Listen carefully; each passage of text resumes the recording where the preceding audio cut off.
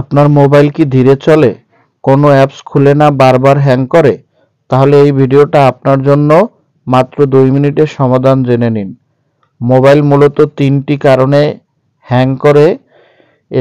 1 নম্বরে storage full হয়ে যাওয়া, 2 নম্বরে র্যাম বেশি ব্যবহার হওয়া এবং 3 নম্বরে অব্যবহৃত অ্যাপস ব্যাকগ্রাউন্ডে চলা। তো প্রথমে আপনাকে করতে হবে সেটিংসে গিয়ে শাটার ডাউন করে সেটিংসে ক্লিক করে অ্যাপসে প্রবেশ করে অল অ্যাপসে ক্লিক করে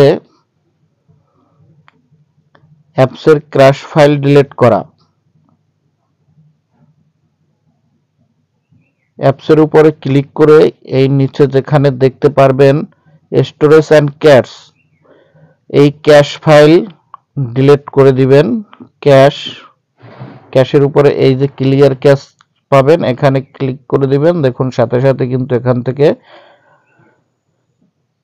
জায়গা বেরিয়ে এসেছে। ঠিক এইভাবে করে প্রত্যেকটা অ্যাপের ক্যাশ ফাইল ডিলিট করে দিবেন, তাহলে কিন্তু আপনার স্টোরেজ খালি হয়ে যাবে। এরপরে অযথা যে অ্যাপগুলো আছে সেই অ্যাপসগুলো ডিলিট করে দিবেন। আমার এখানে অনেকগুলো অব্যবহৃত অ্যাপস আছে যেগুলো আমি এখন ডিলিট দিয়ে আপনাদেরকে দেখাবো আনইনস্টল করে। তো এইভাবে ক্লিক করে আনইনস্টলে ক্লিক করে আনইনস্টল করে দিবেন। তো এখন কিন্তু আমার স্টোরেজ খালি হয়ে গেছে, র্যাম খালি হয়ে গেছে।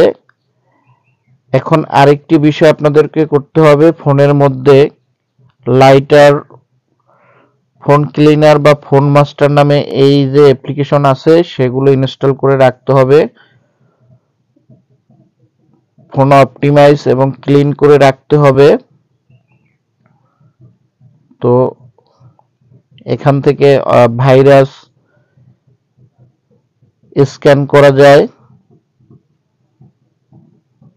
মোবাইল